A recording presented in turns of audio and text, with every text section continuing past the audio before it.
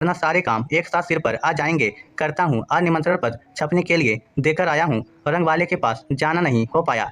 देखिए, शादी के लिए सिर्फ 1 महीना बचा है। एक बार घर की पुताई हो जाए और घर के सामान सही जगह व्यवस्थित हो जाए तो बहुत सहूलियत होगी। जानता हूँ तुम्हारी परेशानी। कल ही पुताई वाले से बात करके आऊँगा। 2 दिन बाद बुला ही लीजिए। तब तक मैं घर का सारा कबाड़ निकाल कर रखती हूँ, जिससे उसका काम भी फटाफट हो जाएगा और घर में थोड़ी जगह भी हो जाएगी। हाँ, ये ठीक रहेगा। वैसे भी वह छोटा कमरा बेकार की चीज़ों से भरा पड़ा है। खाली हो जाएगा तो अच्छा है। जब से अविनाश की बेटी स्वप्ना की शादी तय हुई थी, उनकी अपनी पत्नी कंचन से ऐसी बातचीत चलती रहती थी। जैसे जैसे शादी का दिन नजदीक आ रहा था, काम का बोझ और हड़बड़ाहट बढ़ती जा रही थी। घर की पुताई कई सालों से टलती चली आ रही थी। दीपक और सपना की निमंत्रण पत्र छपने के लिए देकर आया हूँ। रंग वाले के पास जाना नहीं हो पाया। देखिए, शादी के लिए सिर्फ 1 महीना बचा है। एक बार घर की पुताई हो जाए और घर के सामान सही जगह व्यवस्थित हो जाए तो बहुत सहूलियत होगी। जानता हूँ तुम्हारी परेशानी। कल ही पुताई वाले से बात करके आऊँगा। 2 दिन बाद बुला ही लीजिए। तब तक मैं घर का सारा कबाड़ निकाल कर रखती हूँ, जिससे उसका काम भी फटाफट हो जाएगा और घर में थोड़ी जगह भी हो जाएगी। हाँ, ये ठीक रहेगा। वैसे भी वह छोटा कमरा बेकार की चीज़ों से भरा पड़ा है। खाली हो जाएगा तो अच्छा है। जब से अविनाश की बेटी स्वप्ना की शादी तय हुई थी, उनकी अपनी पत्नी कंचन से ऐसी बातचीत चलती रहती थी। जैसे जैसे शादी का दिन नजदीक आ रहा था, काम का बोझ और हड़बड़ाहट बढ़ती जा रही थी। घर की पुताई कई सालों से टलती चली आ रही थी। दीपक और सपना की पढ़ाई का खर्चा। Find what's right for you only on Myntra Beauty. Nice. Shop now and get extra 20% off.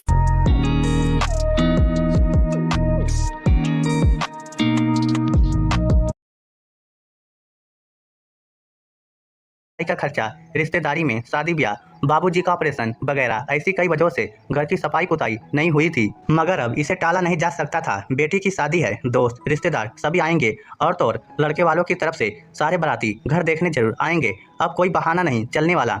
घर अच्छी तरह से साफ सुथरा करना ही पड़ेगा। दूसरे ही दिन कंचन ने छोटा कमरा खाली करना शुरू किया। काफी ऐसा सामान था जो कई सालों से इस्तेमाल नहीं हुआ था। बस घर में जगह घेरे पड़ा था। उस पर पिछले कई सालों से धूल की मोटी परत जमी हुई थी। सारा कबाड़ एक एक करके बाहर आने लगा। कल ही कबाड़ी को बुलाऊंगी। थक गई इस कबाड़ को संभालते संभालते। कमरा खाली करते हुए कंचन बोल पड़ी। आंगन में पुरानी चीजों का एक छोटा सा ढेर लग गया। शाम को अविनाश बाहर से लौटे तो उन्हें आंगन में फेंके हुए सामान का ढेर दिखाई दिया। उसमें एक पुराना आईना भी था, 5 फुट ऊंचा और करीब 2 फुट चौड़ा। काफी बड़ा, भारी भरकम शीशम की लकड़ी का मजबूत फ्रेम वाला आईना। अविनाश की नजर उस आईने पर पड़ी। उसमें उन्होंने अपनी छवि देखी। धुंधली सी मकड़ी के जाले में जकड़ी हुई शीशे को देखकर उन्हें कुछ याद आया। धीरे धीरे यादों पर से धूल की परतें हटती गई। बहुत सी यादें जोहन में उजागर हुई। आईने में एक छवि निखर आई, बिल्कुल साफ छवि कंचन की। 30 साल पहले की बात है। नई नवेली दुल्हन कंचन, हाथों में मेहंदी, लाल रंग की चूड़ियां, घूंघट में शर्मीली सी। अविनाश को अपने शादी के दिन याद आए। संयुक्त परिवार में बहू बनकर आई कंचन।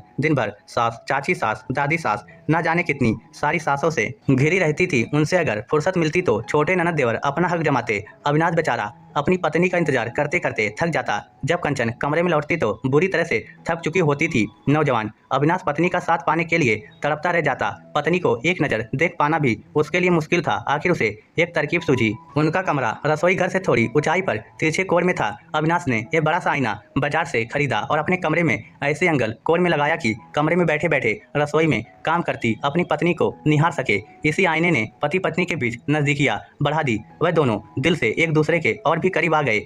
उनके इंतजार के लम्हों का गवाह था ये आईना। इसी आईने के जरिए वे दोनों एक दूसरे की आंखों में झांका करते थे, एक दूसरे की दिल की पुकार समझा करते थे। यही आईना उनकी नज़र की जवाब बोलता रहा। उनकी जवानी के हर पल का गवाह था ये आईना। आंगन में खड़े खड़े अपने आप में खोए से अविनाश उन दिनों की सैर कर आए। अपनी नौजवानी के दिनों को यादों में ही एक बार फिर से जी लिया। अविनाश ने दीपक को बुलाया और वह आईना उठाकर अपने कमरे में करीने से रखवाया। दीपक अचरज में पड़ गया। ऐसा क्या है इस पुराने आईने में? इतना बड़ा भारी सा काफी जगह घेरने वाला कबाड़ उठवाकर पापा ने अपने कमरे में क्यों लगवाया? वह कुछ समझ नहीं पा रहा था। वह अपनी दादी के पास चला गया। दादी, पापा ने वह बड़ा सा आईना कबाड़ से उठवाकर अपने कमरे में लगा दिया तो क्या हुआ दादी? वह कितनी जगह घेरता है? कमरे से बड़ा तो आईना ही है। दादी अपना मुंह आंचल में छिपाए धीरे धीरे मुस्कुरा रही थी। दादी को अपने बेटे की यह तरकीब पता थी। उन्होंने अपने बेटे को आईने में झांकते हुए बहू को निहारते पकड़ा भी था। दादी की वह नटखट हंसी। हंसते हंसते शर्माने के पीछे क्या माजरा है दीपक समझ नहीं सका। पापा भी मुस्कुरा रहे थे। जाने दो सोचकर दीपक दादी के कमरे से बाहर निकला। इतने में माँ ने दीपक को आवाज दी। कुछ और सामान बाहर आंगन में रखने के लिए कहा। दीपक ने सारा सामान उठाकर कबाड़ के ढेर में ला पटका, सिवाय एक क्रिकेट बैट के। ये वही क्रिकेट बैट था जो 20 साल पहले दादाजी ने उसे खरीदवाया था। वह दादाजी के साथ गांव से शहर आया था। दादाजी का कुछ सामान था शहर में, उनके साथ शहर देखने और बाजार घूमने दीपू चल पड़ा था। चलते चलते दादाजी की चप्पल का अंगूठा टूट गया था। वैसे भी दादाजी कई महीनों से नई चप्पल खरीदने की सोच रहे थे। बाजार घूमते घूमते दीपू की नज़र खिलौने की दुकान पर पड़ी। ऐसी खिलौने वाली दुकान तो उसने कभी नहीं देखी थी। उसका मन कांच की अलमारी में रखे क्रिकेट के बैट पर आ गया। उसने दादाजी से जिद की कि वह बैट उसे चाहिए। दीपू के दादाजी व पिताजी की माली हालत उन दिनों अच्छी नहीं थी। जरूरतें पूरी करना ही मुश्किल होता था। बैट जैसी चीजें तो ऐस में गिनी जाती थी। दीपू के पास खेल का कोई भी सामान न होने के कारण गली के लड़के उसे अपने साथ खेलने नहीं देते थे। श्याम तो उसे अपने बैट को हाथ लगाने ही नहीं देता था। दीपू मन मसोर कर रह जाता था। दादाजी इन परिस्थितियों से अच्छी तरह वाकिफ थे। उनसे अपने पोते का दिल नहीं तोड़ा गया। उन्होंने दीपू के लिए वह बैट खरीद लिया। बैट काफी महंगा था। चप्पल के लिए पैसे ही नहीं बचे तो दोनों बस अड्डे के लिए चल पड़े। रास्ते में चप्पल का फट्टा भी टूट गया। सड़क किनारे बैठे मोची के पास चप्पल सिलवाने पहुंचे तो मोची ने कहा, दादाजी यह चप्पल इतनी फट चुकी है कि इसमें सिलाई लगने की कोई गुंजाइश नहीं। दादाजी ने चप्पल वहीं फेंक दी कि दादी पलंग पर बैठी है और इर्द गिर्द छोटे छोटे बर्तनों का भंडार फैला है। इधर तो आइए, देखिए। इन्हें देखकर कुछ याद आया। वो बोली, अरे तुम्हें कहाँ से मिले? बहू ने घर का कबाड़ निकाला है ना, उसमें से मिल गए। अब वे दोनों पास पास बैठ गए। कभी उन छोटे छोटे बर्तनों को देखते तो कभी दोनों दबे दबे से मुस्कुरा देते। फिर वे पुरानी यादों में खो गए। ये वही पानदान था जो दादी ने अपनी सास से छिपाकर चुपके से खरीदा था। दादाजी को पान का बड़ा शौक था, मगर उन दिनों पान खाना अच्छी आदत नहीं मानी जाती थी। दादाजी के शौक के लिए दादी जी का जी बड़ा तड़पता था। अपनी सास से छिपाकर उन्होंने पैसे जोड़ने शुरू किए, खुद दादाजी से मांगे और फिर ये पानदान दादाजी के लिए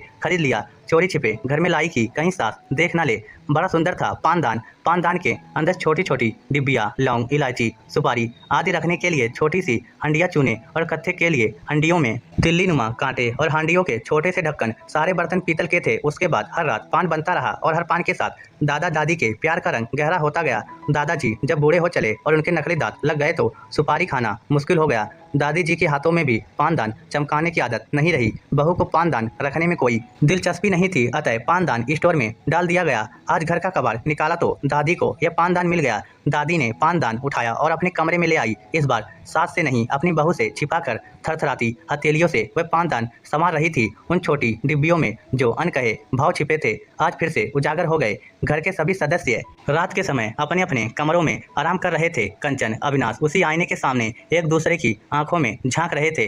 दादा दादी पान के डब्बे को देखकर पुरानी बातों को ताजा कर रहे थे। दीपक बैट को सीने से लगाए दादाजी के प्यार को अनुभव कर रहा था। जब उन्होंने स्वयं चप्पल न खरीदकर उन पैसों से उसे बैट खरीद कर दिया था। नंगे पांव चलने के कारण उनके पांव में छाले हो गए थे। सपना भी कबाड़ के ढेर में पड़ा अपने खिलौनों का सेट उठा लाई थी, जिससे वह बचपन में घर घर खेला करती थी। यह सेट उसे माँ ने दिया था। छोटा सा चूल्हा, छोटे छोटे बर्तन, चम्मच, कलछी, कढ़ाई, चिमटा, नन्हा सा चकला बेलन, प्यारा सा हैंडपंप और उसके साथ साथ एक छोटी सी बाल्टी। बचपन की यादें ताजा हो गई। राखी के पैसे जो मामा जी ने माँ को दिए थे, उन्हीं से वह सपना के लिए ये खिलौने लाई थी। तब सपना ने बड़े प्यार से सहलाते हुए सारे खिलौनों को पोटली में बांध लिया था। उस पोटली ने उसका बचपन सिमेट लिया था। आज उन्हीं खिलौनों को देखकर बचपन की एक एक घटना उसकी आंखों के सामने घूमने लगी थी। दीपू भैया से लड़ाई, माँ का प्यार और दादा दादी का दुलार। जिंदगी में कुछ यादें ऐसी होती हैं जिन्हें दोबारा जीने को दिल चाहता है। कुछ पल ऐसे होते हैं जिनमें खोने को जी चाहता है। हर कोई अपनी जिंदगी से